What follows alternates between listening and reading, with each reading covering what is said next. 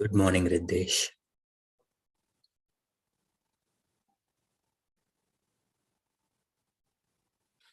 Good morning, Banisha ma'am. Good morning. Good morning. Good morning, Anil.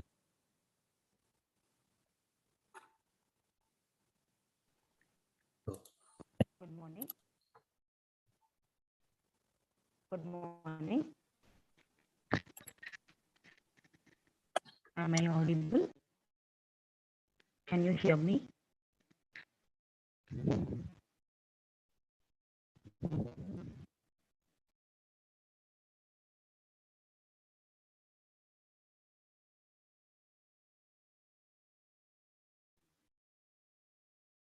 Hi, can you hear me? Good morning. Good morning, Satya ma'am.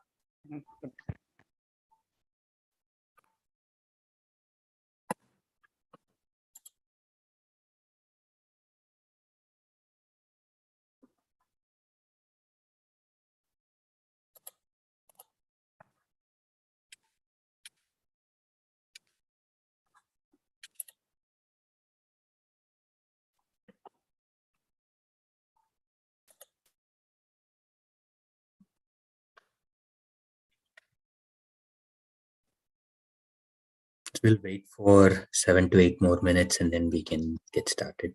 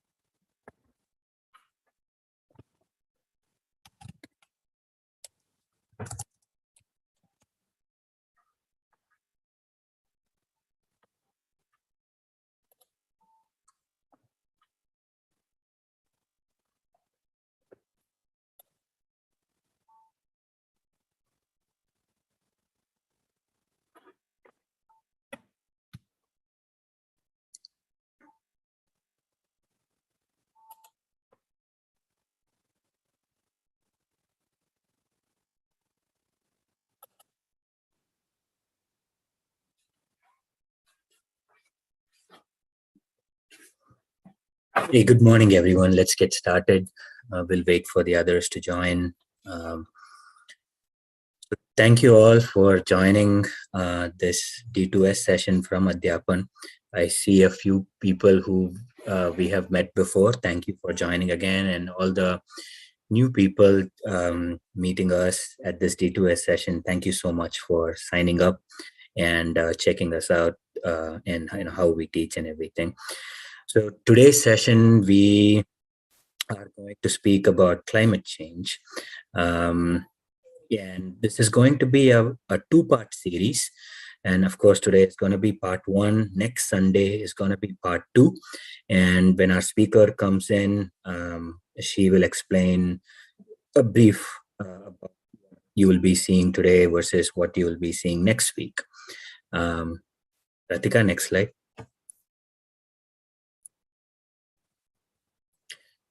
So before we proceed, just a little bit about Adhyaapan. We are a education organization creating this inclusive ecosystem of entrepreneurs, educators, industry experts, all with a unified mission of kindling curiosity of young budding minds. We target students from grade 8 to grade 12, and we provide learning content based on four different pillars, as you can see here. Um, Application-based pedagogy is the main one, career-focused learning, regional language teaching, and an interdisciplinary holistic curriculum. So we offer our learning sessions in science, social science, mathematics, and all of it are curriculum aligned, CBSE, ICSE, state board syllabus, etc. And the way we provide content is thinking from, can we let the students know why they are studying what they are studying at school, where it is being applied, how is it being applied, and through those applications, what kind of career opportunities can the students become aware of. So through this, we believe that the students will completely and fully understand the concepts better. And once they do, then they can become innovative and know more about the subject itself, and along with showing our applications in different careers, hopefully if they find their passion or motivation into one of those careers and choose their careers accordingly. Next slide, Ratika. So today's speakers, all of our D2S sessions, we will have two speakers. So we will have an in-house educator and an industry expert. Today our in-house educator is Ratika. She's a science educator and a content developer, as you can see. Ratika has been an amazing educator for Adhyaapan. And just a bit of background for Ratika. So she has a bachelor's in biological sciences, where she was a gold medalist from University of Delhi. And then she went into University of Nottingham for biomedical sciences for her master's. And then she wanted to teach. So she did a B.Ed degree. And then she's been teaching ever since. And then our expert today is Mr. Nikhil Sharma. Nikhil is a climate change educator whose career began with being a petroleum engineer. And then he wanted to completely delve into community empowerment, climate adaptation, and making sure that at the grassroots level, he creates an impact within a lot of communities. Nikhil has been doing amazing work in his field, and we are so thankful for Nikhil to have accepted this, accepted to speak at our session today. So Nikhil, thank you so much, Ratika. Thank you so much for putting all this content together and delivering it.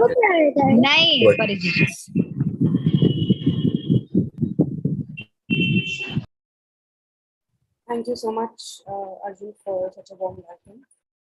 Welcome, Nikhil. So let's start today's session. And before we start, can I request everyone to be very active on the chat?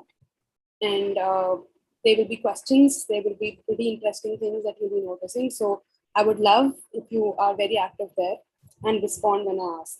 The deadlines would be seconds, like for 10 seconds, 15 seconds. So make sure that you do follow that, and it will show me how you are engaged throughout the session. So can I get a yes in 5 seconds just to start? 4, 3, lovely. Thank you, Jyoti, Madhavi. 2, thank you, Tanisha. Lovely. So we'll start. Thank you, Sima ma'am. Great. So we'll start today's session, and learning objectives in today's session that we'll be looking forward would be that you'll be seeing climate versus weather. What is climate change? We'll be unraveling the story of the gases. How do we know climate change is real? Some causes and effects of climate change, career prospects, as well as career pathways. Before we start, I really know that if you are in grade 8 or if you're in 9th to 12th, you have touched about climate in some or the other way. Beginning with class 8, you would have chapters like crop production and management, and along with that, pollution of air and water, in which you have studied about why different plants have to be engineered differently to suit the needs of that particular place, to why pollution that is caused in air or in water, how that connects to something like greenhouse gases that was already there, and also global warming as well, the pollutants that are released.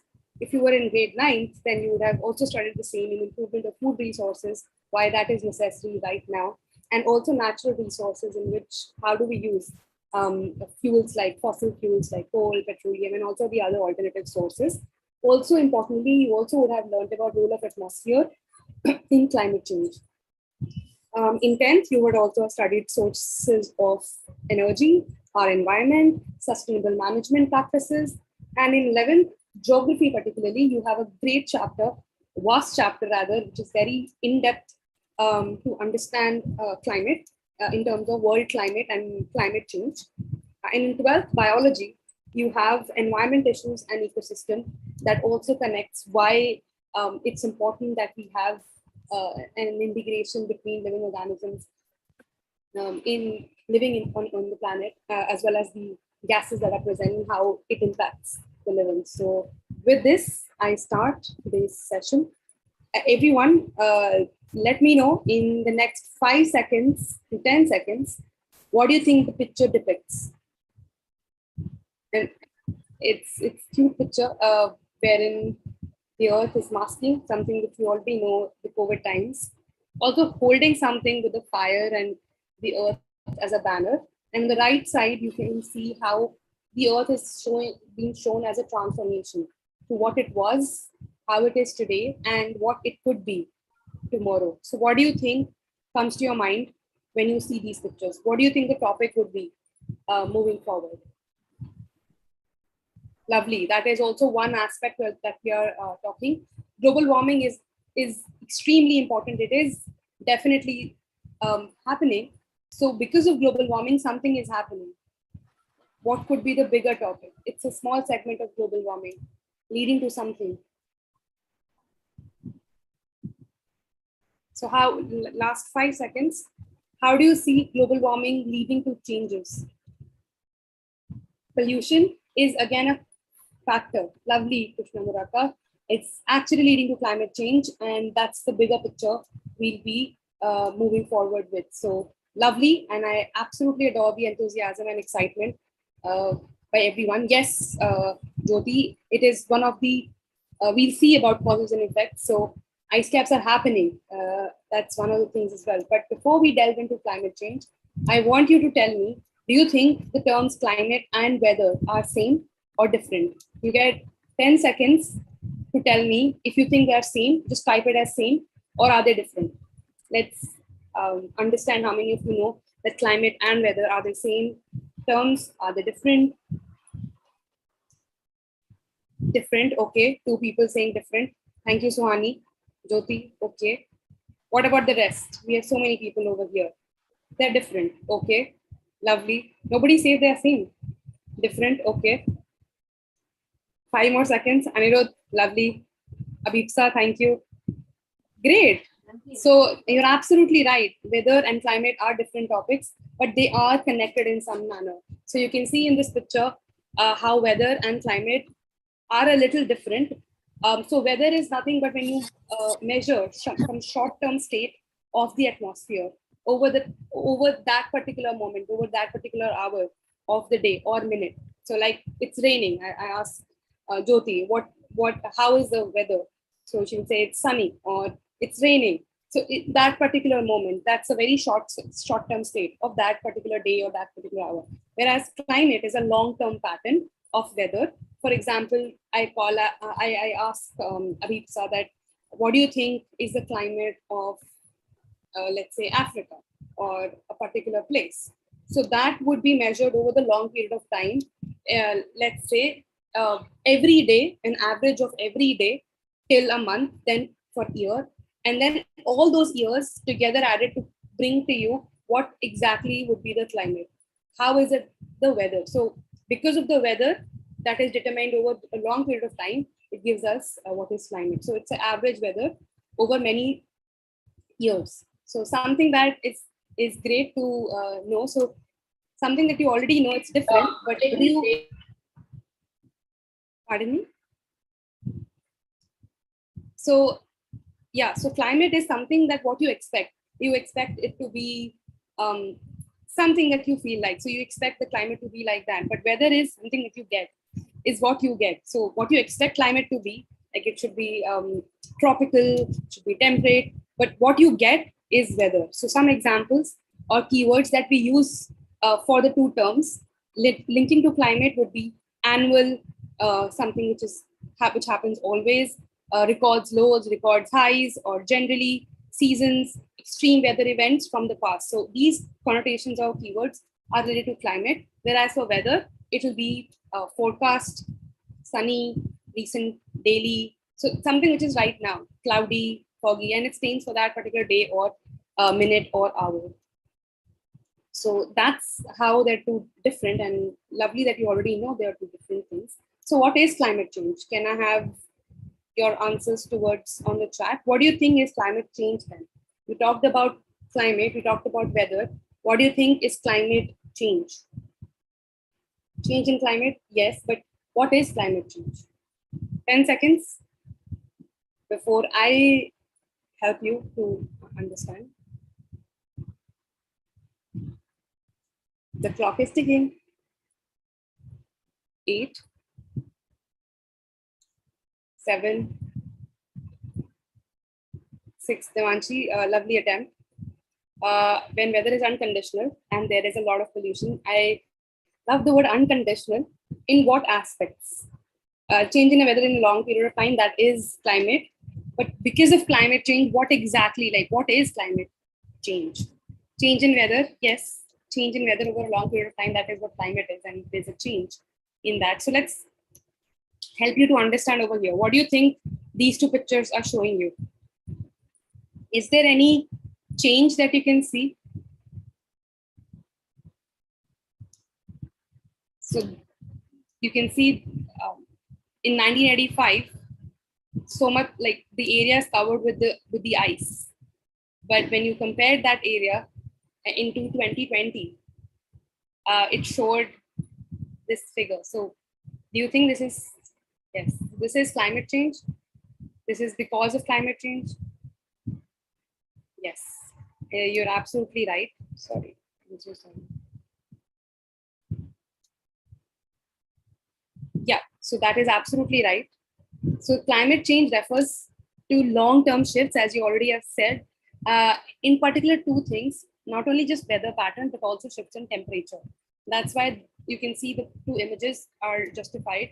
Because of temperature changes, the melting of snows happen, and you can see the land as well. So these shifts that you can see here can either be natural or they can be human. So naturally, it happens through variations in solar cycle, for example. But in human activities, it started from 1800s, like burning of fossil fuels for getting energy, for using that burning of fossil fuels to have to meet the energy requirements, especially coal, oil, and gas. And most of it is because of the human actions that the change in climate is seen. So that is what is defined as climate change. Now, what is the role of gases in changing our climate? You must have heard about greenhouse effect, as I said in 8th grade as well. You would have talked about global warming as well. So naturally, greenhouse effect shows that the sun, usually the sun will emit the solar radiation and it will reach to the earth. And because of the presence of gases like carbon dioxide, methane, water, these will help to not let the entire radiation to move out to the space, but to absorb the heat as well, making the earth to be warm and to help our living organisms to sustain.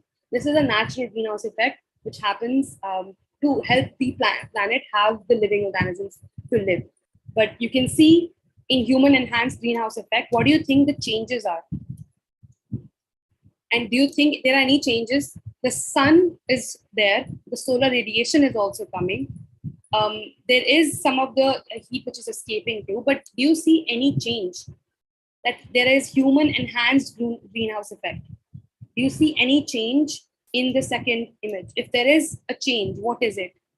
Could you tell me in what aspect? Lovely, that's a connection that I was thinking. The earth is getting warmer, but because of what? The earth is getting warmer. It is getting warmer in the natural greenhouse effect also. But why is earth getting even more warmer? What is the difference? You can see something. Absolutely right. Lovely, Devanshi. Harmful gases. You can see that carbon dioxide, methane, the extent has increased. Absolutely. So more CO2. Lovely. So there are more greenhouse gases that are been pushed into the atmosphere because of human effects. Yes, CFCs as well. Lovely, Prasanna. Absolutely. So because of all of the human action, this is leading to increase in the greenhouse gases. And as a result, the absorption of the heat or the heat is not moving out to the space. And as a result, the earth is getting even more warmer. The temperature is rising. Lovely. And that's what is happening. And if you compare the greenhouse gases level or the concentrations, they are the highest levels in 2 million years. And that's a fact. So that's exactly what is happening. So you can see water vapor, carbon dioxide, methane, and nitrous oxides, how they are shaping our earth.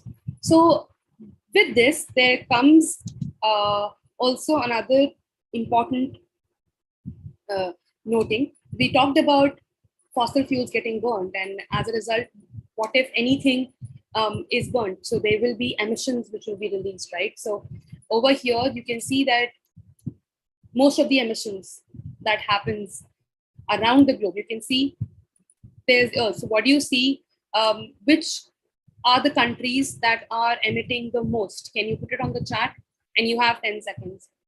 If you understand this figure and the data point over here, which says 3%, 68%, and 46%, which countries, which three countries are emitting the maximum around the globe? Can you put it? Lovely. One is USA, Europe. Lovely, Devanshi. I would encourage everybody else to be Suhani. Lovely. Yes, Prasanna nailed it. Yes, lovely. It's China, USA, India. Yes, just see India is also in that list, but top 3 contenders. India is probably, yes, Europe. That's lovely. So there are 3 before India, Europe, USA, and China. And all the red ones are also the emitters, and they're 68%. There are 10 largest greenhouse gas emitters. Imagine all of these countries, they're adding these gases into the atmosphere, making our environment and our earth even more warmer. And only these, can you see only this, the green part, which is just the 3%, are the countries which have 100% least emitting countries. Can you see the proportion? So less compared to the other countries as well. So we just talked about the gases and how it can warm our environment. But let's understand, is there any difference between global warming and climate change? Or are they both like same?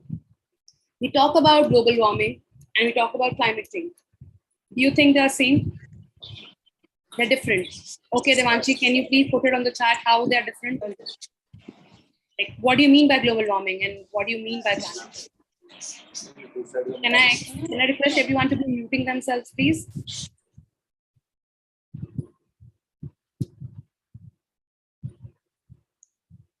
So probably you can also take a hint from the slide that shows global warming versus climate change. Can you see that we talked about greenhouse effect? Yeah, Devanshi, you're close. Just understand in terms of how greenhouse gases, because they're trapped and the amount is also released because of human actions, there's a gradual increase in the surface temperatures because the heat is not escaping the earth, and that's why it is making it more warm, like something like this shown in the picture. So that effect is leading to warming globally. That is global warming. But climate change is a long-term change in global weather patterns. You can see in the picture global weather patterns, meaning somewhere it is flooding, somewhere it is drought. It's so much dry that now it's a drought condition. In some other place, the volcano has erupted because of this change in the weather pattern. So all of these conditions are long-term changes, and they happen globally because of weather change pattern. So this is what climate change is. So let's move to understanding climate risks and climate risks versus global warming. So what exactly does that mean? So climate risks, you can see this image which has talked about climate risks, which is 1.5 degrees Celsius. If the climate increases, if the temperature increases, then it will be really disastrous for the countries. Versus 2 degrees Celsius. So there's only a 0.5 difference in both. And just with this, there are different events that has happened. So in species, you will see changes. In extreme weather, you will see changes. You will see changes in water availability. You will also see changes in people because of climate risk. So the yellow ones are written over here, which is associated with climate risk, and the red one is for global warming. You can also see sea level rise because of the climate risk and global warming. There's an Arctic sea ice, which is in climate risk change, which is ice-free summers. Imagine you moving to Arctic to see the ice, which is covered throughout the land, and there is no ice in the summer. Imagine that state. Versus because of global warming, this is happening, and it's happening after every 10 years. To economic costs, to also food getting impacted because of climate risks and global warming, to oceans, lower risks to marine biodiversity, ecosystems, and to coral bleaching as well. So with all of this that is linked with climate risk and global warming, I really would like to welcome our expert, Nikhil. So yes, Ratika here. Hi, Nikhil. Thank you for being a part. And I would love if you can share. We've also heard about butterfly effect. So how does that come into play in weather, in estimating weather and weather conditions?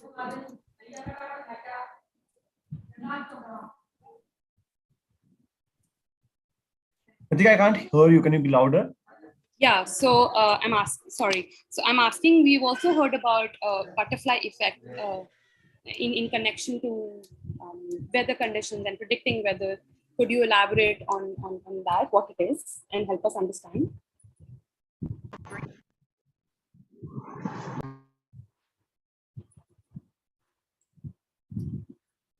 Can you hear me, Nikhil?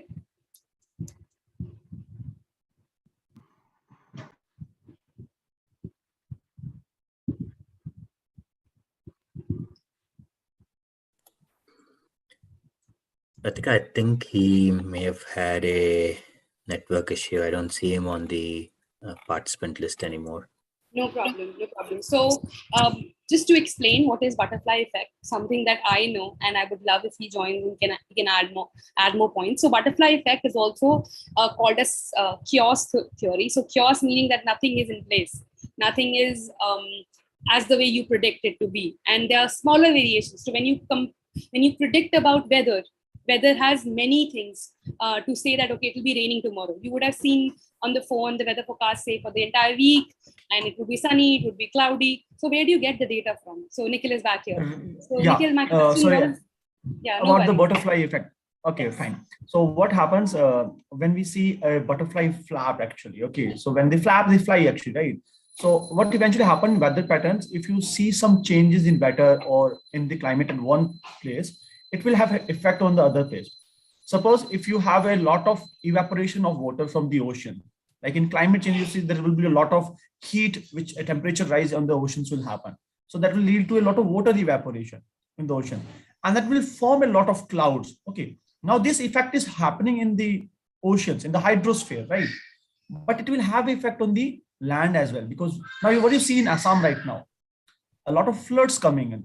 So if somewhere some weather pattern changes are happening, if high pressure is observed, if low pressure is observed, like if there are heat waves on the land, so that will create a very low pressure lying area in these areas. Okay, so in that case, the winds will flow, cyclone will form on the oceans, and this is where the impact of the climate from one place to another will pass on. So if there is higher evaporation in the ocean due to rising temperature, it will lead to floods on the land, which we are observing in Assam right now, or probably a destructive methodology where a cyclone will hit the land. If temperature rises on the atmosphere, the cryosphere, the polar regions will melt down. So in one place, if the impact is happening, it will hurt the other place as well. So this is how this is a very cyclic system. The Earth is a very interconnected system. If you impact one thing, other related areas will be impacted. Lovely. Thank you for sharing that. So next question from my side is, in what way is water availability a problem due to climate risk? Like over here, it talks about water availability, and how is that it's a problem due to climate risk or global warming? And can you cite some examples from India or around the globe to support this? Okay, so water scarcity, we hear a lot about water scarcity, right? Okay, and fresh water availability, though we have 70% of fresh water on the earth, okay, but the potable water or the fresh water which we can drink, use for our days is very limited. Okay, it's very limited, it's less than 1% even, right? The issue is, you might have heard about Chennai. Everyone knows about Chennai. We had a very severe water crisis in Chennai in 2018, okay, and that was triggered because of two major events. One was human mismanagement of resources, and second was climate change. Okay, and the same year, Johannesburg, the Cape Town, Johannesburg, the major city in South Africa, had the water crisis also. Okay, and according to Niti Aayog, 600 million people will be impacted with water crisis in the coming 10 years. So how is climate change triggering that? So what is happening eventually is that the glaciers are melting very fast. Okay, the rains are very unpredictable. Okay, so the resources which you have, which depended on some sort of certainty earlier, they're very uncertain now. That happened with Chennai actually. You received a lot of rainfall for 15 and 16, 2015, 2016. In 17, you didn't have much rainfall. Okay. Also, there was a dispute going between Karnataka and Tamil Nadu for Kaveri waters. Okay. So in that case, a lot of water crisis is happening. Okay. Because if 1 year you're having a lot of rain, you're having floods. But next coming 2 or 3 days, you have a very uncertain rainfall. Okay. So in that case, you're not managing the water resources. If you go to countries like Ethiopia, Kenya, Zimbabwe, mostly the equatorial country, they receive drought. They're drought-prone regions now. They don't receive any rainfall. Whereas other areas in the coastal, like Bombay, receives a lot of rainfall. But if you go to Latur in Maharashtra, it doesn't receive much rainfall. Okay. So in the same state of Maharashtra, you see there is water crisis in Latur, but there is abundant water in Bombay. Okay, so that kind of imbalance is creating. Okay, you're receiving fresh water just in 10 days. Like in Assam, the entire day's rainfall just fall in 2 days. Okay, so in that case, you're not able to store water. You're not prepared for it. And glaciers, where we actually depend mostly on for fresh water in the northern India, right? Like Ganges or the Brahmaputra. Okay, they're melting very fast. So people are trying a new concept, like Sonam Wangchuk this recently went with these artificial glaciers and all. But natural method, you cannot come at par to the natural methods. There's a very beautiful documentary. I'll put the link in the chat box later. No Water, No Village. It's from the Himalayan region, where water has actually created a lot of crisis during the summer month. Agriculture collapses, and there are many cascading. When we were talking about the butterfly effect currently, right? So if the water crisis happens, the agriculture is impacted, your day-to-day life is impacted, And this is how the climate change unfolds further. Lovely. I think you've established a lovely connect and interconnection between butterfly effect as well, and also the water availability and across what happens. And thank you so much, Nikhil. We'll ask you again to share insights. Moving forward. Yeah, sure. Everyone, the question is over here. So we've seen that how the gases, the greenhouse gases, are responsible in changing the climate. So you can see overall what we've seen is no problem. Greenhouse gases actually leads to three things, and we have seen how it because of absorbing so much of heat and not letting it out, it is leading to temperature rise. Also, because of that, it's leading to extreme weather conditions, and as a result, in the long period of time, it is causing climate disruption. And all these three factors are leading to flooding, events of forest fires, drought, rising sea levels, damage to ecosystems, food supply, and pests and disease also to get increased. So with knowing all of this, if we know all of this, what exactly are the possible careers that we have? So sustainability analysts. So you would have studied about sustainability in grade 8 as well. Sustainability means that how can we use the present resources in a way that it is not only available for present generation, but also is available for future generations as well, and not harming the environment or our planet in a way that it is not sustainable. So you can be a sustainability analyst, which identifies how can we maximize the use of techniques that enable us to be better developed, but at the same time, we do not harm the environment. You can also be a geoscientist that can study about conditions of Earth and how Earth is changing now and take steps accordingly. And as a result, like flooding, forest fires, drought, all of these are disasters that are unpredictable, or when they happen, you really need a team which knows how to handle it and help people to escape. So there comes a disaster management officer, which particularly deals with disasters and how to really get out of that. And as a result, as Nikhil also shared with us, how agriculture gets impacted because of climate change, we also need advancements in food and how these new crops can adapt to the changes. And that's why food technologist comes in play. Also, because of changing weather, you need an expert that knows how the weather conditions are changing and how can we make it better. And for that, you can be a meteorologist, whose purpose is for that as well. So quickly, everybody, let's hear out. Do you think greenhouse gases, GHG, meaning greenhouse gases, are they bad or good for our planet? And ask quickly, you have 10 seconds. Do you think they are yes? It's a yes or a no. Do you think greenhouse gases are bad or they are good? Quick. 4 seconds have gone. They're bad. Devanshu, okay, lovely. Thank you for sharing. Bad. Yeah, the caps lock, Sohani, it shows how greatly you feel about that. They're bad. Absolutely, they're bad. Okay, so in 3, 2, 1, would we like to understand, are they really bad or they are not? So you know already the greenhouse effect as shown in this GIF, that when the sun rays, we've already talked about that, and it's just showing the same, how heat is trapped because of greenhouse gases, and because of that, the warming of the earth happens. Let's see now through a short video and try to understand are the greenhouse gases really bad or not. So let's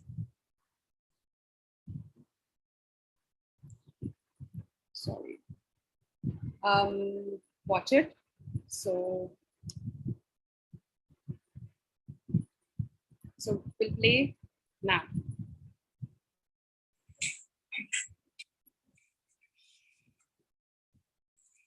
Despite the about uncertainty in the political arena. Warming will actually save lives, not endanger them. Do I believe scientists? No!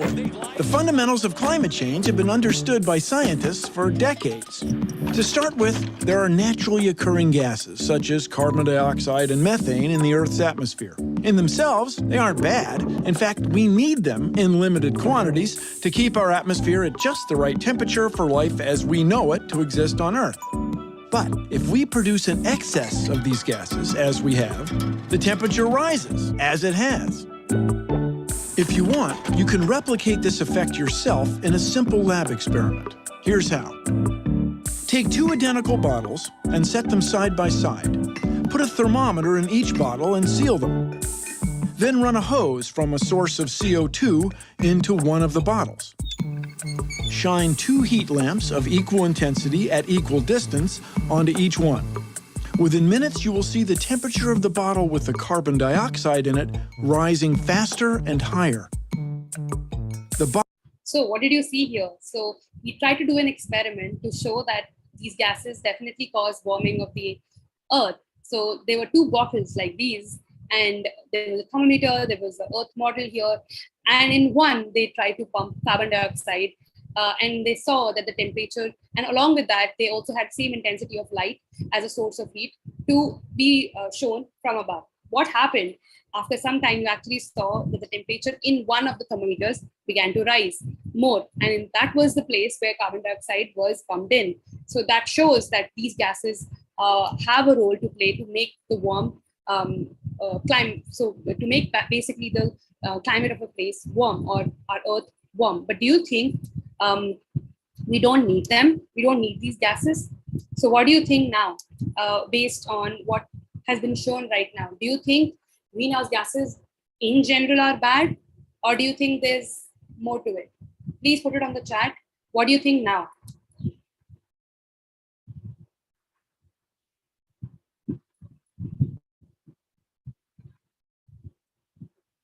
Excess is bad. Lovely. Jyoti, you've nailed it.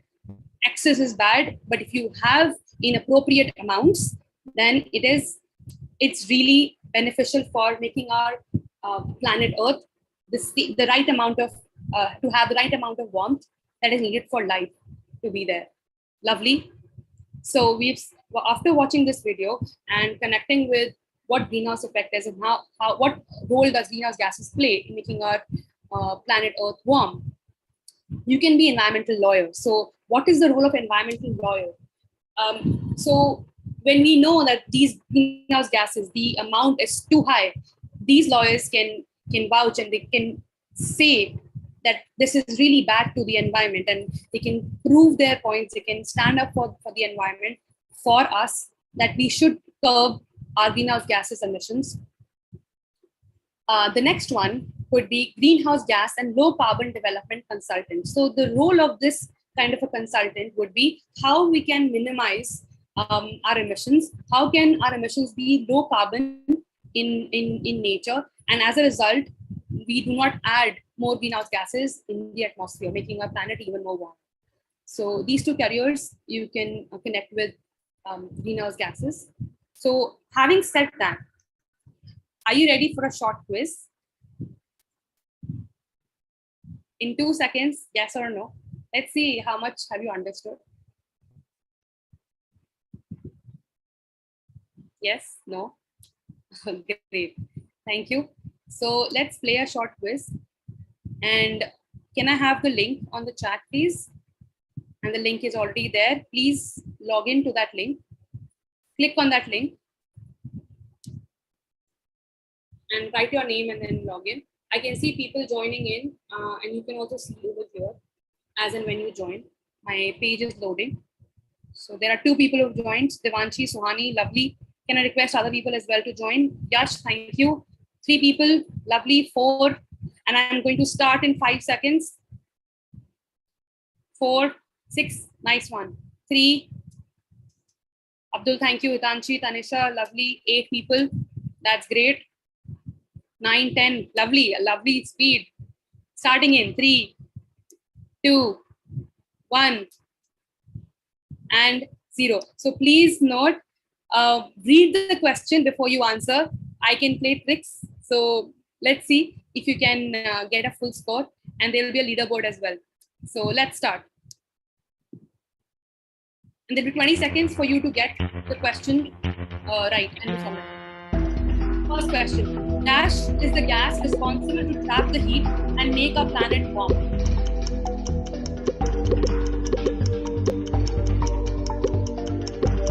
Have 8 seconds. 6, 5, 4, 3, 2, and 1. Hands up. Let's see. Leaderboard. Swani, great. Yash, lovely. Anirudh, Tanisha, lovely. So the answer is methane. Please see. Nitrogen gas, hydrogen gas. We never talked about it, and we talked about methane. We also talked about carbon dioxide. So that's great. So make a note of it. Next question. Get ready.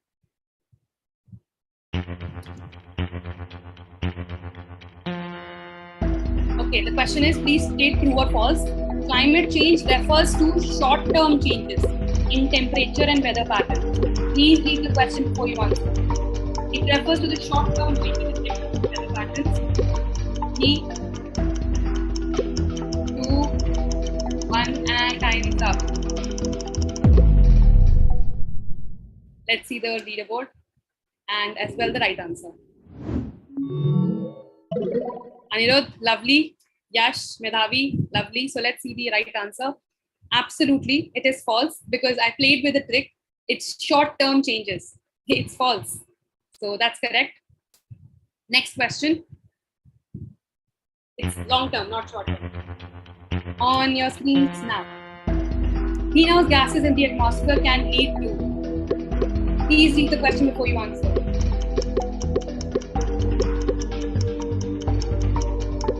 10 seconds left, less than 10. Okay, 5, 4, 3, 2, and 1. 0. The time's up. Let's see the right answer and also the leaderboard. Lovely. Okay, Yash, Medhavi, Anirudh, lovely. The answer is most of them got it right. All of the mentioned above options. It was floods, drought, rise in sea level. Lovely. So that was the end of one quiz over here. So great job, guys.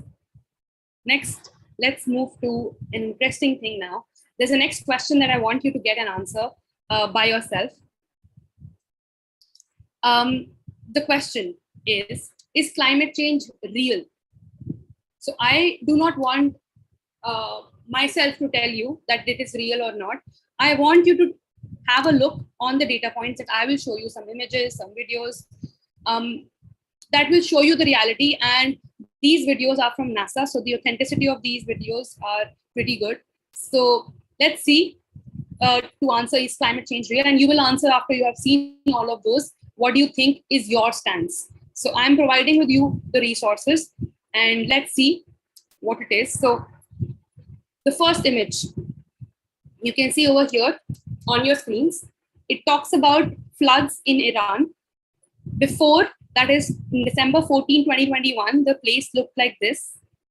And you can see on the right side, which is the after picture, you can see the water here, and you can see how much of it has changed, and the floods condition in Jan 7, 2022, which is pretty recent. So this is floods in Iran. This is the first image. The second one, we've all talked about Antarctica, how the ice is melting there. And this image is talking about East Antarctica ice shelf getting collapsed. So please see in the left side, this is covered with ice, and you can see on the right side how it is getting collapsed. Please see, there's some bits and pieces of the snow that is here, and this is the ice shelf we talked about, a long slab of ice. You can see how it is melting and how it is breaking and collapsing. This is picture from Jan 9 to March 23, 2022. Pretty recent. It's not something, we don't have to go back.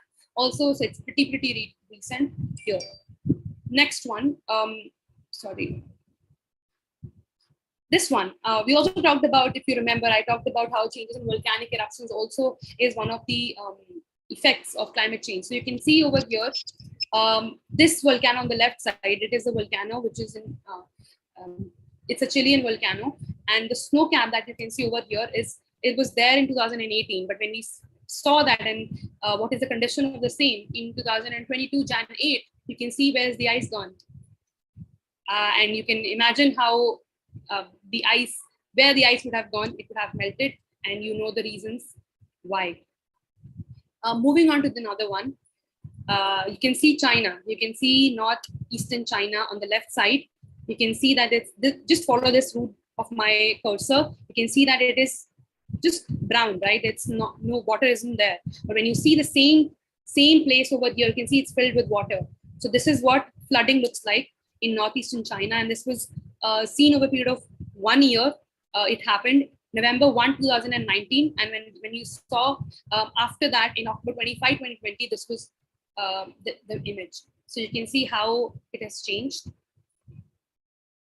And this one, even deforestation, and deforestation meaning cutting of trees for whatever reasons you might have, for increasing population or clearing it for agriculture purposes. In Indonesia, there's a place called Papua. You can see so much of greenery here on the left side, which is before, and you can see how the land is now being shown in brown. There are more places which are marked in brown to show before and after as well. So this is one part that you have seen of images that has shown you. And all of these images, you must be wondering, how do you take those images? How do you know that the data that you're collecting, how do you get to know that and to see these observations? So there's a tool that the scientists use that's called Moderate Resolution Imaging Spectroradiometer. In short form, it's called as MODIS. And this is used on the NASA's Terra satellite, which captures such amazing and beautiful images to see in real time what exactly is happening. And if you know all of this, some possible careers that you can choose to be from are, you can become a climatologist that focuses on how we can improve, we can impact our actions, through our actions to change the climate that we have. You can also make some advancements in technology by becoming a systems engineer that helps to moderate what are the changes before and after. And they work for environmental scientists, like you have seen more this. So there are many techniques that you can develop as an engineer that help to combat the climate change. You can also become remote sensing specialist. So this is a remote sensing technique. So you're not there at one place because of the satellite, you're taking those images. So this comes under the purview of becoming remote sensing specialist. The next one is, let's go in a climate time machine. So are you interested to go in a climate? Lovely, Devanshi, yes. Are you interested to go to Swani? There was such a instant yes, lovely. So that's welcome to a climate time machine. I will not be showing all the 4 aspects to you. I'll be taking you through one, which is global temperature. We're talking about temperature, temperature, and temperature all the time. Let's see how real is the change in global temperature, if any. So let's come to the time machine of the climate. And the time machine of the climate, you can see over here, is from 1884. You can see from 1884 is what we start. Lovely, Jyoti and Devanshi. And we'll move towards 2021 to see what actual changes have happened, if any. Please see the color coding. The color coding, more blue means it's cold, and more red, it means hot. Yellow meaning it is starting to get warm, and white means it's moderate. It's not neither too cold, it's neither too hot. I hope you get the color coding, because when I start the video, I wouldn't be saying anything, and neither the video. It is just showing you how the Earth is changing in terms of a temperature from 1884. So let's get started in 1 second, and it starts now. Please notice the color changes. It's moved to 1900 now.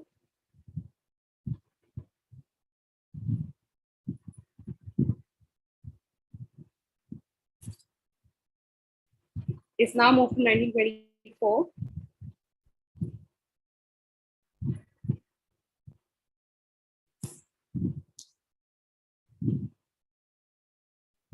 Please see how the color is changing to more of yellow towards the northern hemisphere and also towards the southern a little. Now we're moving towards later part of 1900s.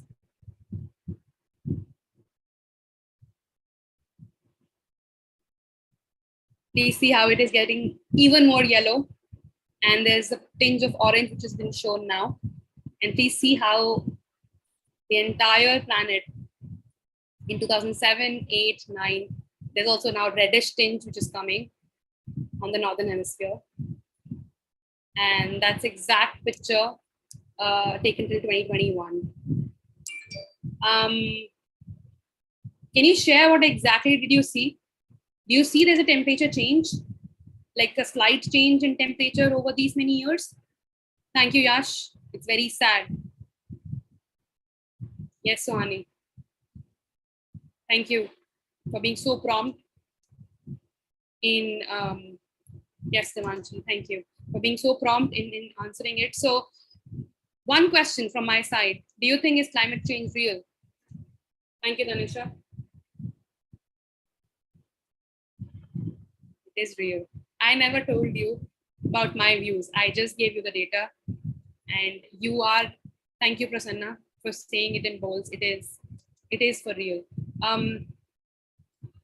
So let's understand, you already have seen that the contribution of human actions are pretty much so much and pretty much in a level that is not expected from us, knowing that what actions we are doing is leading to greenhouse gases and eventually the climate change as well. So there comes a report, like we have our annual reports in our school. When we move from grade 8 to 9 or 9 to 10, the entire performance of the year gets calculated, and then you get the report card. Same way, there's an organization called as Intergovernmental Panel or Climate Change, short form. It is real, Tanisha, IPCC. So in its 5th report card, and it's called as 5th assessment report, it takes into the consideration of all the countries, what they're doing, how much their emissions are, everything. And they came up with a fact that 95%, greater than 95% probability that whatever changes we are seeing in the climate, it is because of the human actions. And these actions include deforestation, you just saw it in the NASA image as well, burning of fossil fuels to gain energy and the other requirements, even transportation. You would have studied pollution in, again, chapter 8, in chapter number in grade 8, in also 11th and 12th as well. Agriculture, as also Nikhil talked about, how agriculture can lead to the same. And you know a fact that rice, when you grow rice, it's great that you're growing rice, and you know rice is a staple food for many of the communities too. Growing rice comes also with a disadvantage that it releases methane gas. It releases methane gas when it is growing, and methane gas, as you know, is what? Can you give it on the chat if you know what is methane gas? And we also had it over there in the quiz. Quick, 5 seconds. 4, no answer till now. 3, 2, lovely, Yash. Yes, Devanshi, it makes it warmer. That means it is a greenhouse gas, and that's what gets released. So see, if you grow rice, this is what happens, and we do grow rice over a large extent. So that's just one example I've given you for agriculture. And other industrial emissions as well. When you're making something for food products or any other industries, they will release many gases to the atmosphere. Yes, Jyoti, correct. Having said that, let's also understand what are the effects of climate change. We've already seen so many things like flooding, drought, and everything, but what effect does it have on the ocean? So if you have a lot of carbon dioxide in the atmosphere, please see there are 3 things that will happen to the ocean. It will make the oceans warm, because we already know that how the gases lead that. So it will make the water also warm. Also, because the carbon dioxide is in the atmosphere, it will react with the water and will form an acid. And because of that, absolutely, it makes the ocean acidic. And the third bit, because more of carbon dioxide will be reacting with water and will be absorbed. Less of oxygen, absolutely correct, Prasanna, carbonic acid. is the acid which is formed because of the action of carbon dioxide with water. And there's a less of oxygen. So imagine if there's less of oxygen in the ocean, what will happen to the living organisms? Apart from that, you can also see, because of climate change, sea level rise because of melting of glaciers. You can also see bleaching. That means the warm water coral reefs, you would have heard that they're beautiful in colors. They get bleached, they get all white, and they die. Also development of toxic algae, habitat, acidification, which is nothing but ocean acidification, as you talked about, and disruption in the living organisms and their ability to live, like fisheries being at stake because of the condition of water. So this is what it does to oceans as well. So with this, I also want, Nikhil, would you join again? And you already, can we have the expert again? Yeah. Lovely. So you already, yeah, we can hear you. So you already explained how agriculture contributes to climate change in our previous interaction. So I would love if you can also tell us, do you think what people choose to eat, like what they're eating, if they are vegetarians or if they are non-vegetarians, do you think that will also contribute to climate change in a way at all? Okay. So yeah, our food choices, our consumption, I would say, our human consumption in any manner, like whether we consume resources for making buildings, houses, or even we are for eating. Okay, that makes sense to climate change. Okay, why? Because we only have one planet that is making resources for us to consume, right? And our population is like almost close to 7 billion right now.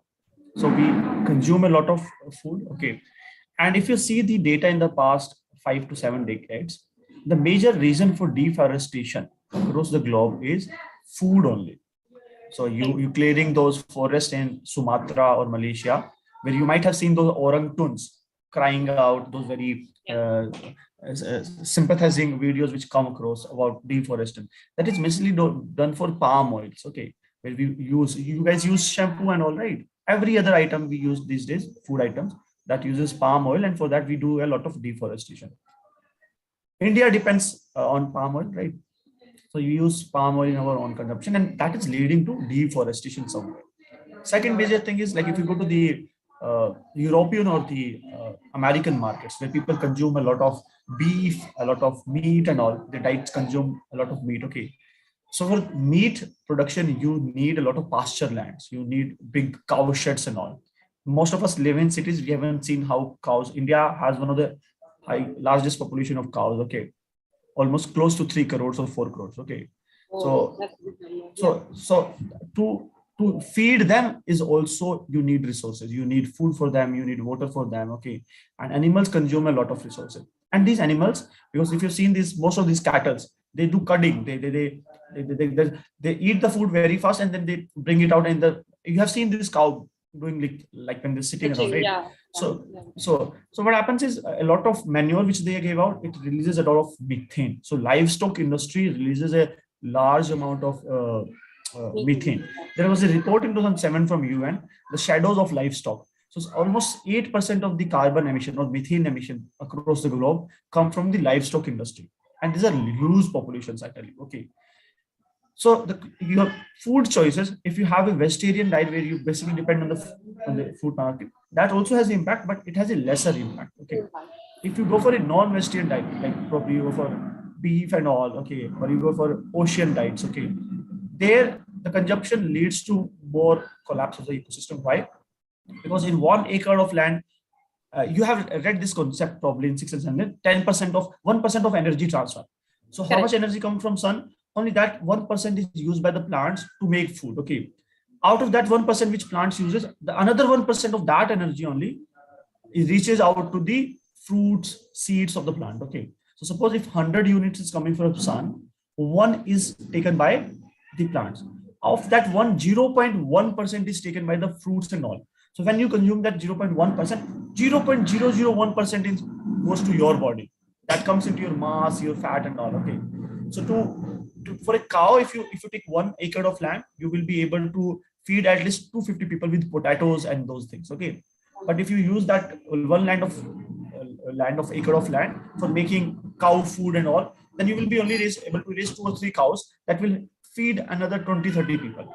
So the number also decreases and the impact increases. So that's why people are pushing towards more vegetarian, vegetarian or vegan diet, I would say. Vegan is a much better term to use. In vegetarian also you're consuming milk and all. So food choices definitely has an impact. Deforestation is one major concern that comes from the food industry. We have cleared thousands of acres, millions of acres, I would say, right, of forest. In what is happening in Amazon right now, we are clearing the Amazon forest for the pasture lands and for the for livestock. Really. No, it was. Did I answer your question? Yes, it was pretty detailed, and I hope you all understood now. And even our food choices can impact climate change. Thank you, Nikhil. So with all of this, we also have possible careers.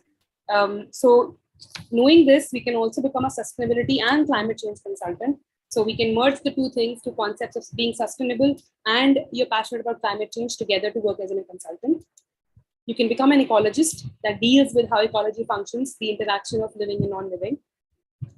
You can also become marine scientist if you're strongly feeling about the ocean should be saved, and because the carbon dioxide is being trapped by oceans, they also become as a carbon sink, that the extra carbon in the atmosphere can be taken by these oceans, and they can study how much carbon dioxide in the atmosphere and steps that they can change to better the conditions. You can also become a climate and energy analyst. So how can you make your energy choices less impactful on the nature by not using fossil fuels or changing from fossil fuels to other alternate sources of energy and make our climate better? So climate and energy analysts can also analyze the data. So can I add something here? Please go ahead. Can you go to the previous slide? Okay, so in the ocean, we have almost 70% of our oceans. Ocean contributes almost 30% of the carbon sequestration. They take up a lot of carbon. You bring those shells from the ocean. They're basically formed from the carbonic acid. Calcified. Okay. Correct. So a lot of research areas are opening in oceans, I tell you. In Tamil Nadu, if you go, a lot of people are working on algae. Ocean algae is used as a food item where they can bring out food items. A lot of pigments can. So a lot of startups are coming in that area. How they can use the food items through algae production and all. Okay. How they can use oceans for basically food production in a much more sustainable manner. Recently, there's a good openings in startups from Europe, which I have seen is a lot of people are working on shipping industry. If you know, oceans are used for a lot of shipping. 90% of our material which is exported or imported is done through shipping. So a lot of startups have come across like how can you make shipping industry more sustainable, more climate friendly and all. Okay, you might have heard like last year the Suez Canal was blocked by this ship. Okay, and why was this a major concern? Because you have to take a very longer route, and that can have a larger carbon emission, higher economic input, right? So that shipping industry also brings a lot of opportunity for the climate industry right now. And a lot of startups are coming in that area, and you can definitely join as a climate researcher, climate analyst, energy analyst for these startups. Okay. And the third thing is the food industry. Now they are looking for like how, like in Egypt, they are coming with good projects on like how then you can amplify the food production through ocean and how can it be sustainable. You can watch this documentary Seaspiracy. It's on Netflix. That will give you an insight about the oceans and the food cycles. Second, you can watch the My Octopus Teacher. It's a beautiful movie. It's from South Africa, and it's around the kelp forest from the oceans, where a person makes a friend. He makes a octopus his friend, and the octopus teaches him more about the life. It's more of a children movie, kids movie. You should watch it. So it would be great if you can type it on the chat as well, definitely, so that we can make a note of it. Yeah.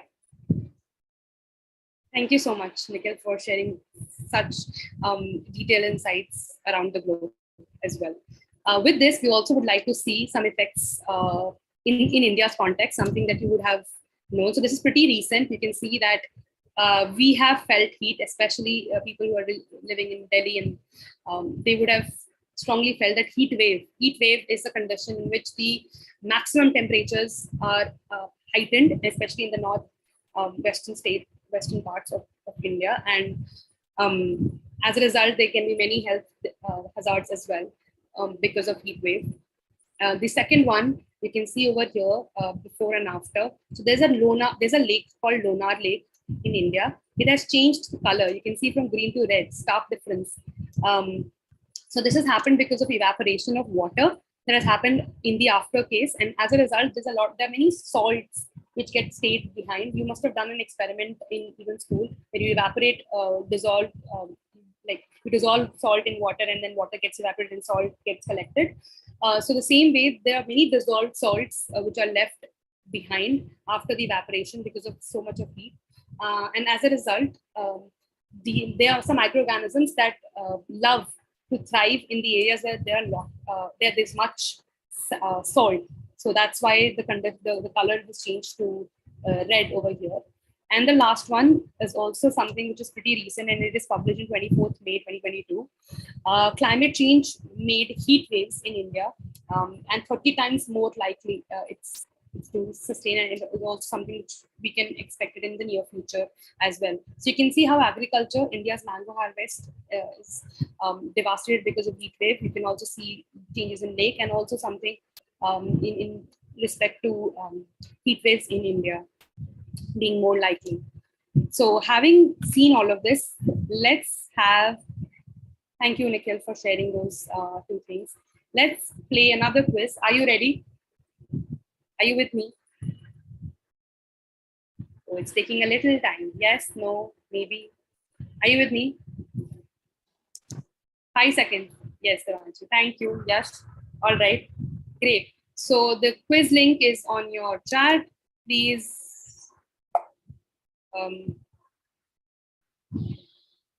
join that link. And in the meantime, sorry. Yeah. So I'm back.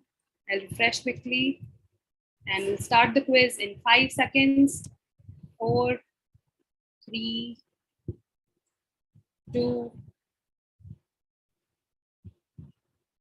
and 1. There are 7 people already joined. 8, 9, 10. Let's start in 5, 4, 3, 2, 1, and go. Please read the question very carefully. I hope you do better in this one. And let's go.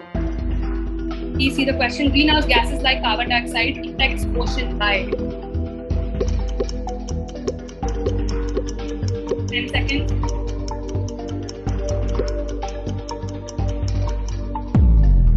All done. Okay. Let's see the answer and this leaderboard. Yash, Suhani, Yash, Kalvi and Karva. Lovely. Amazing. All the mentioned options, 10 people. Great. It's all right. Please note that the answer is also right, leading to less oxygen, but all 3 options are correct. So make a note of that as well. So let's move to the next question. In 3, 2, 1, and on your screens now. NASH is the period of abnormally high temperatures. I have explained this as well.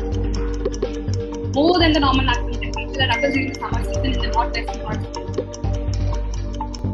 And we saw it over there in the Indian context as well. Okay, time's up. Let's see if you can if you nailed it or not. Yash, Suhani, Tanisha, lovely. Devanshi, lovely. Okay, heat wave. So I deliberately gave climate to confuse you. The answer is heat wave. Lovely. So the next question and the last question. Let's see if you can get all of you can get it right. 2, 1, and go. Say true or false. Deforestation and burning of fossil fuels are leading to change in climate, as per the report prepared by IPCC. Time's up. This should be correct from all of you, yeah. Please. Let's see. Yash, Suhani, Tanisha, Angana, you've reached above. Lovely, Devanshi. Lovely. That's great. All of you were right. And it is a true statement. So that's great. Now, a small read up for all of you, and probably a question from my side before I probably make towards the end of this session. So let's ponder. So you've seen so many data points, right? Like this is happening. This is the amount of gases that are released. Who is giving this data? Where is the data on climate change coming from? I want you to go and look at this. Who are the organizations or who are the people who do work on getting this data?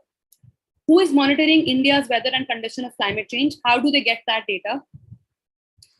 Do you think we can tax countries? So you just saw emissions, right? China, Europe, USA, three biggest emitters.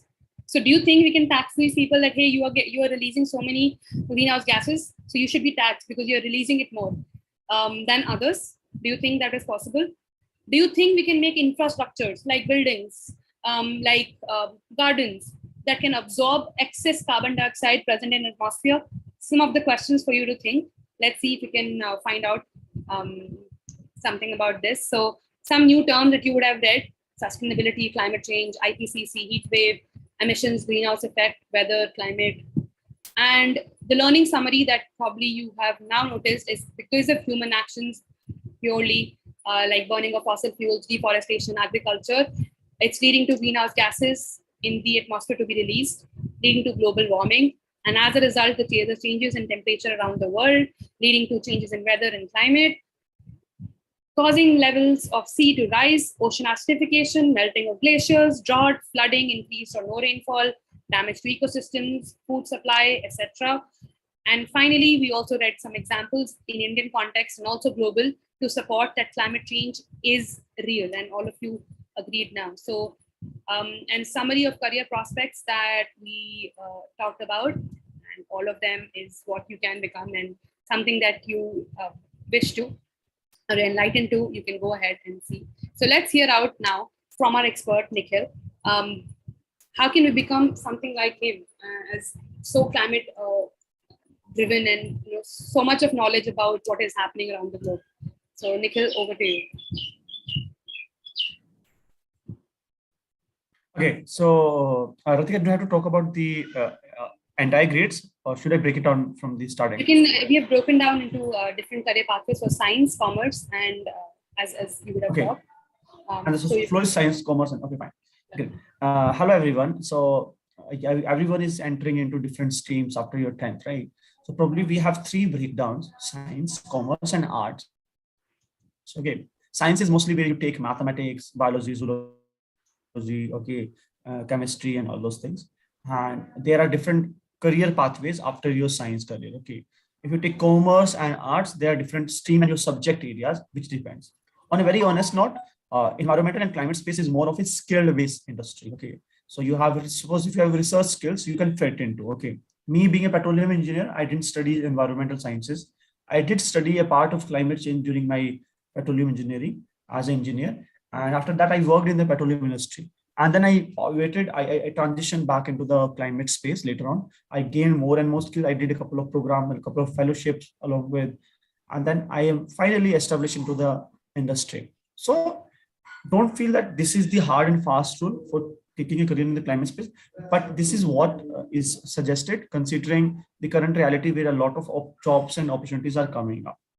Second major point, our economy is transitioning towards the climate economy. You might have seen that the government is suddenly pushing for electric vehicles. They're asking for biofuels to come. Okay, so India has promised for a carbon reduction, their carbon footprint reduction, so that our emissions can be reduced and we can control the climate change, and then finally one can solve the entire problem.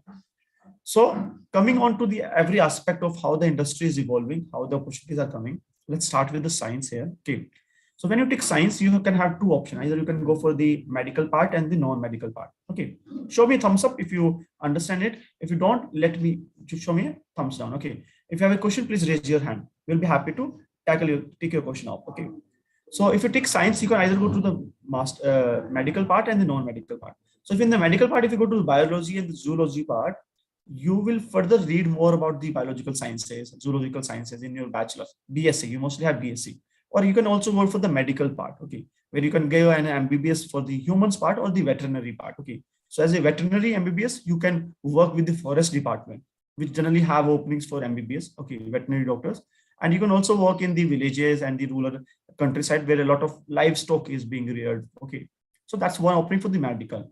In the biology and the zoology part, you might have heard about Jane Goodall. Okay, a very famous environment conservationist. Okay, so in the conservation sector, where you work with the forest, okay, probably a Nature Conservation Foundation or CSA, okay, or the Dakshin Seas, they work in the ocean for saving turtles and all.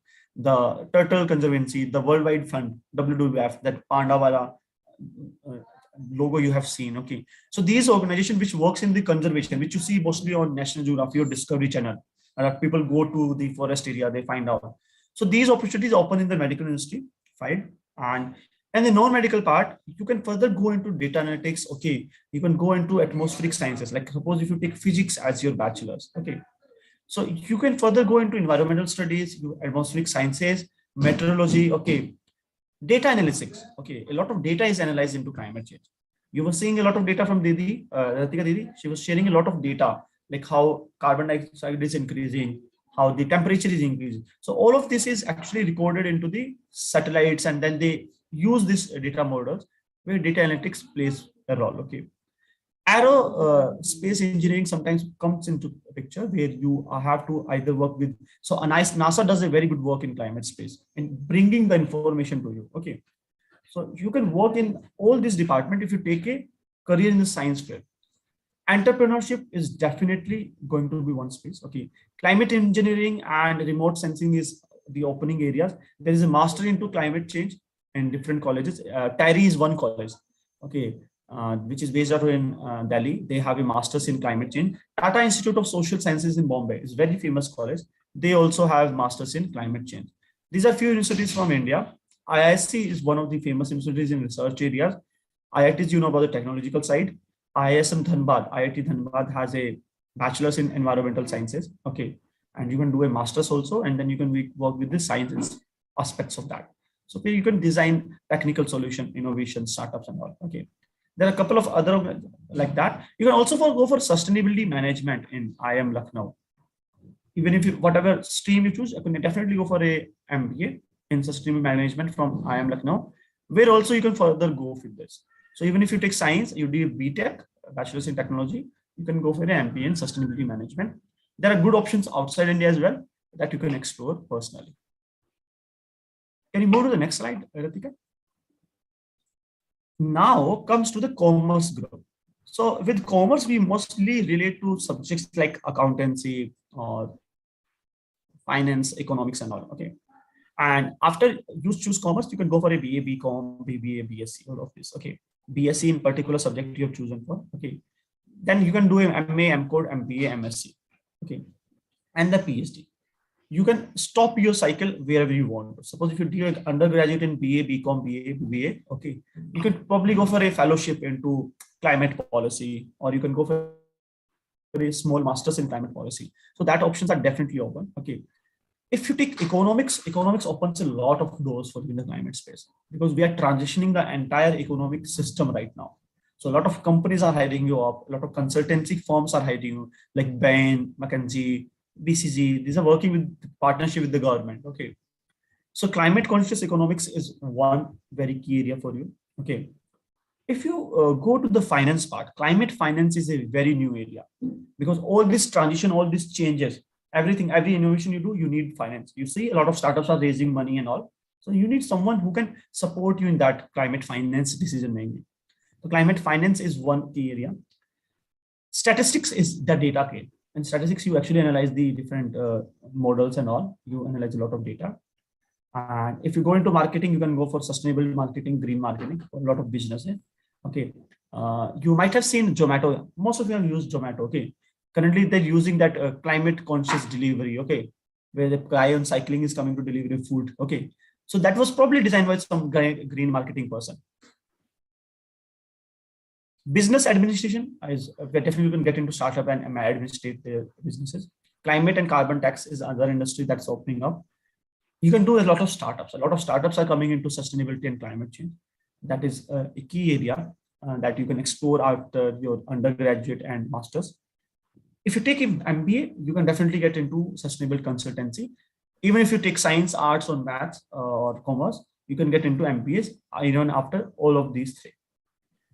You can use the following institutes: IIMs, Delhi Institute, TIS Bombay, then Singhania University, Madras School of Economics, Shri Ram College of Commerce, and St. Xavier's University, Kolkata.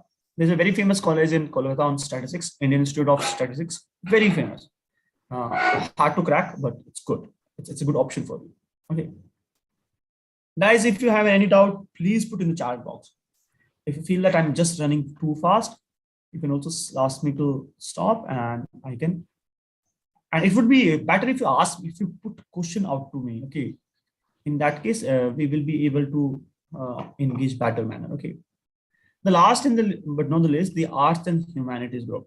So in arts and humanities, you basically read subjects like politics, okay, geography, economics, okay, fashion technology, fine arts, okay, all these subjects, political science and history, they comes into arts and humanities group. You also study gender studies, human rights and all, okay. Law and order, legal aspects also come into arts and humanities.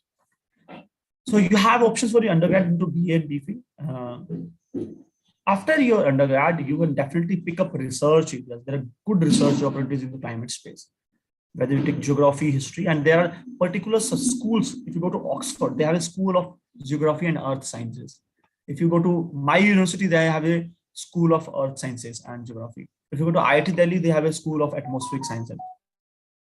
So these all schools have topics around history, geography, because they want people to do research in these areas so that better understand how climate change is impacting some particular area or demographic of people. Political sciences is you can work with parties, which like there's Green Party, which came in Germany last year. So probably you can actually consult parties in designing their green manifestos or consultancy in bringing policy. Like recently, the Modi government brought the electric vehicle policies. Okay, so how can you be part of that? How can you politically analyze those situations? That can be taken through these pathways. Law and order, I think Ratika has already talked about that. Ratika, can please come to the slide again?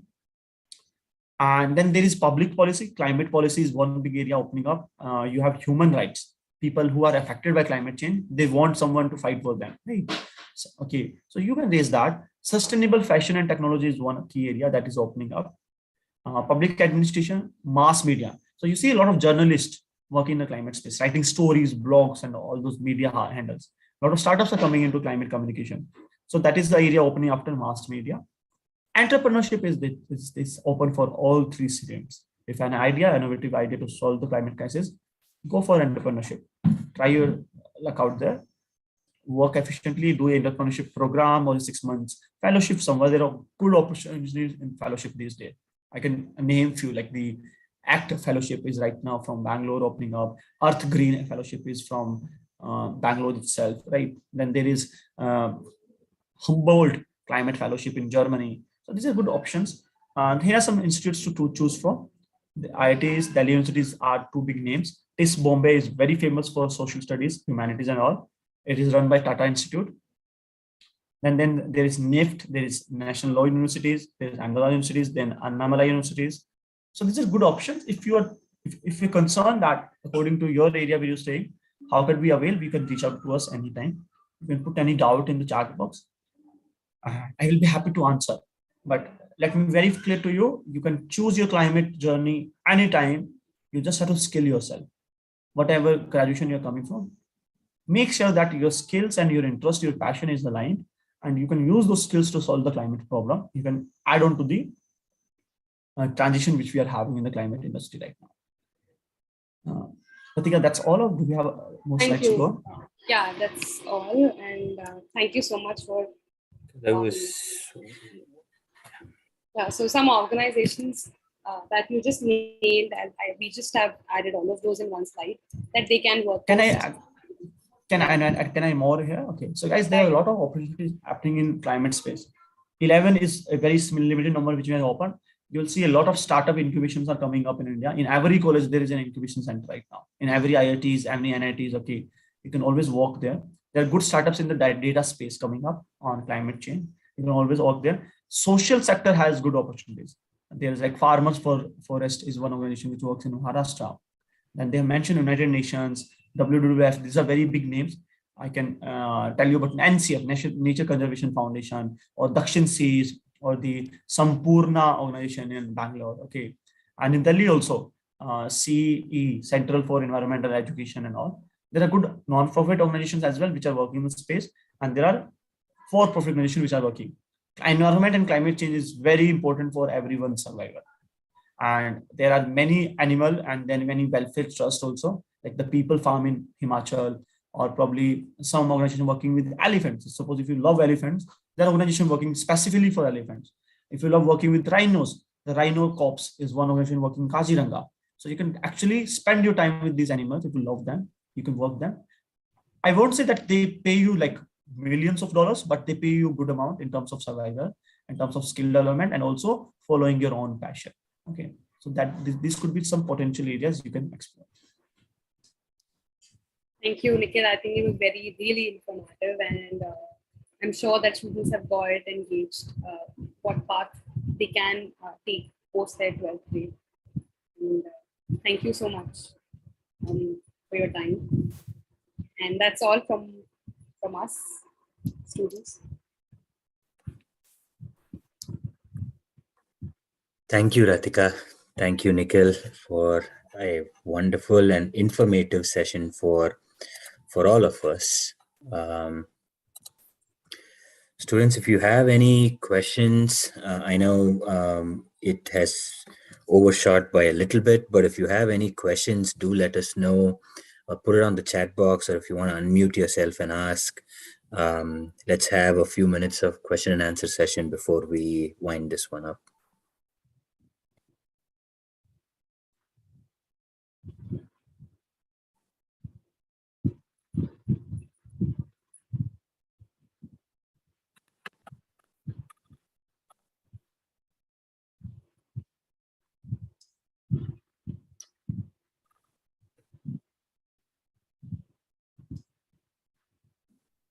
Also, students, please take time to fill the feedback form, which is very important for us to keep going and make ourselves better. So you can give the feedback by using the feedback form. Any questions, guys? Yash, Devanshi, Jyoti.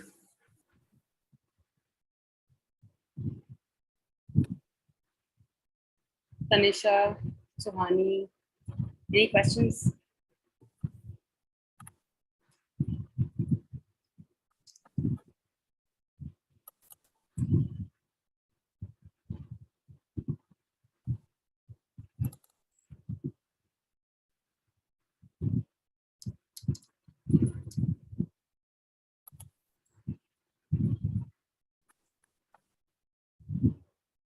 Angana, Prisha, Drashti, any questions? Anyone? Tanisha? Any questions or any takeaways? That would be lovely. Have you learned something today? Something new before you leave? Maybe in a word or two, you can put it over there. Or any question if you have. Anything new that you would have learned? Anything that you realized? There'll be a short. Yes, Prasanna. There will be a short post-reading sheet that will be shared, and there's an app that I would love you to install. It will help you to know how much carbon are you letting into the atmosphere or into the earth. So it will be great. That sheet will be released to you over the WhatsApp group. And there's some videos and some links that I thought you can see whenever you're free for your reference. Thank you, Prasanna.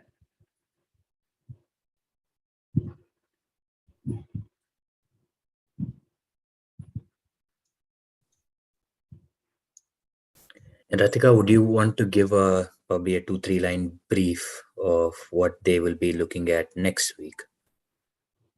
So, yeah, sure. So, how many of you want to know what solutions, like what can we do to make our lovely planet, and we only have one Earth, to make it better and to combat climate change? Put a yes or a no on the chat. So, next session will be what can we do? What can you do individually? And what are some of the success stories that people have been doing to combat climate change? Yeah, Devanshi. Prasanna, yeah. But there's more to eco-friendly. There's more to that. What can you do even every day? How much are you generating waste? How much are you traveling transportation wise? Using car or using airplanes? So what all of these Are they adding something to the atmosphere? How much are you contributing individually? And then what can you do? And there'll be an expert who's known to help combat climate change as an organization. He's an entrepreneur. So he'll be there as an expert with us in the next session. So yes, that's one mantra, Prasanna: reduce, reuse, recycle. That's lovely. But beyond that, what can you do? What we can do individually, we'll get back to that. And some success stories from people in India who are shaping and making things, if not that great, but a bit better for all of us. So that will be all in the next session. I hope we see you all in the next session. Thank you, Ratika. Yes, guys, like as Ratika was mentioning, we have an amazing session planned again. Next time we have an equally amazing expert, an entrepreneur who has a few startups and would also love to share with you guys about entrepreneurship journey and getting into this climate change field, etc. So it's going to be a power pack session again, and we really hope you guys join us next Sunday, same time at around 10 o'clock in the morning. So you guys have a great weekend. We will see you next week. Ratika and Nikhil, thank you so much for putting all the content together and making sure we had a very informative session for the students. Guys, before you leave, if you want to put on the chat box any comment, any takeaway from the session, anything at all, that'll be motivational for us.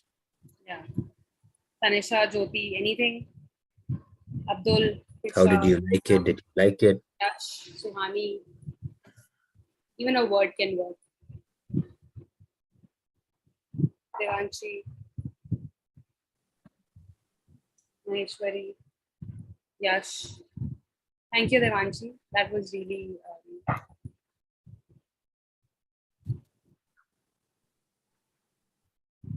thank you, Devanshi.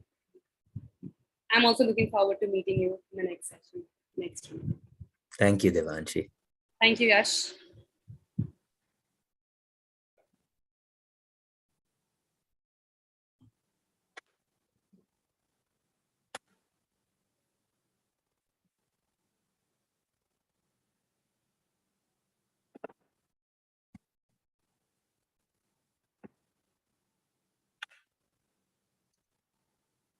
Thank you, Tanisha.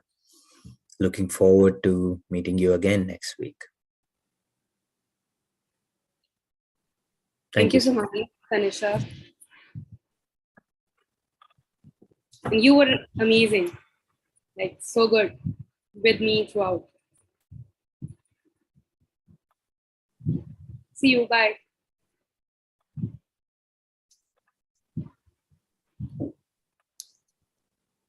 Mention not.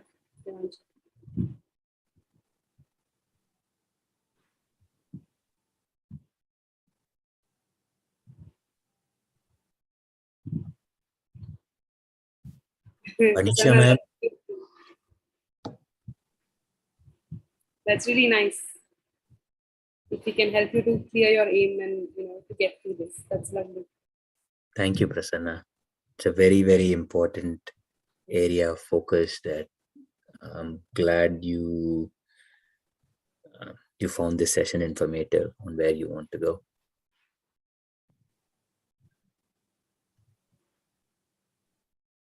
Banisha, ma'am, any feedback for us?